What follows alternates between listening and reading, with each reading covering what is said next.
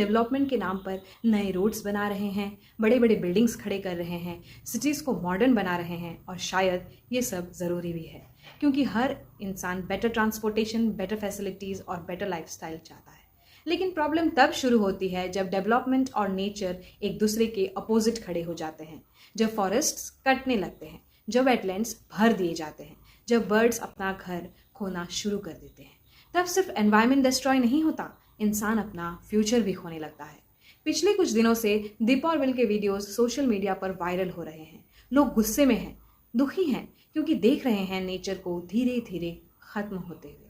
दीपौरविल आसाम का एक आम वेटलैंड नहीं है, यह आसाम की इकलौती रामसर साइट है, एक वेटलैंड जो हजारों माइग्रेटरी बर्ड्स का घर है, जो गुवाहाटी को फ्लड से बचाता है, जो नेचर और ह्यूमंस के बीच एक बैलेंस मेंटेन करता है। लेकिन धीरे धीरे डेवलपमेंट का प्रेशर दीपौरविल पर पड़ने लगा।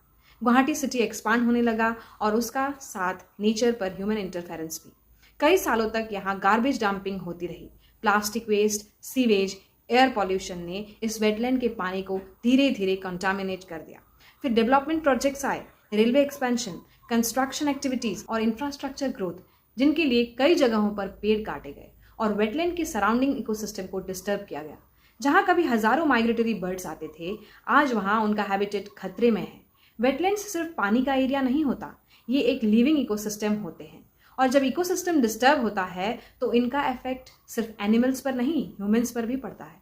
एक्सपर्ट्स के अकॉर्डिंग दीपौरविल गुवाहाटी का फ्लड कंट्रोल सिस्टम का एक इंपॉर्टेंट पार्ट है, क्योंकि वेटलैंड्स एक्स्ट्रा पानी एब्जॉर्ब करते हैं। लेकिन अगर वेटलैंड्स कम होते गए तो फ्लड्स और अर्बन वाटर लॉगिंग और डेंजरस हो सकता है। और सबसे दुखद बात यह है, ये डिस्ट्रक्शन एक दिन में नहीं हुआ, ये धीरे धीरे हुआ, हमारी आंखों के सामने।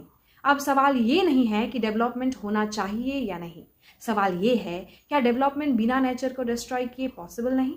नेचर हमें वार्निंग देता है, लेकिन अक्सर हम तब समझते नहीं। जब नुकसान शुरू हो चुका होता है हम तब समझते हैं। आज गुवाहाटी फ्लड्स का सामना करता है, टेम्परेचर्स बढ़ रहे हैं, पॉल्यूशन बढ़ रहा है और नेचुरल बैलेंस धीरे धीरे टूट रहा है। वेटलैंड्स जैसे दीपौरविल नेचर का प्रोटेक्शन सिस्टम होते हैं।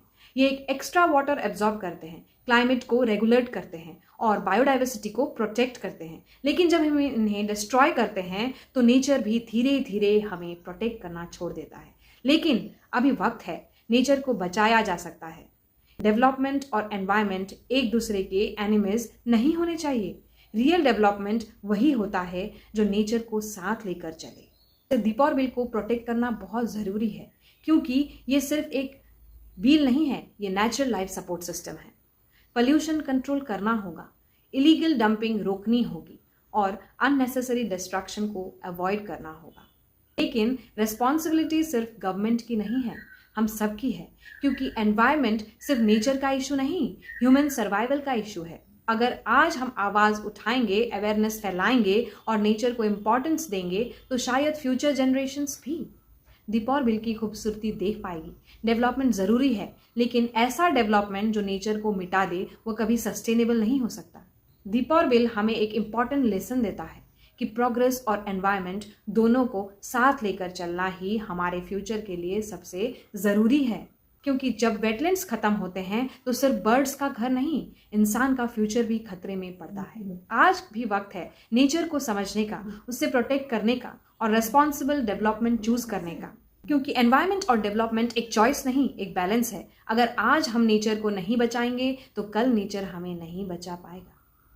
If you found this video helpful, stay tuned for more such simple explanations. See you in the next video. Thank you.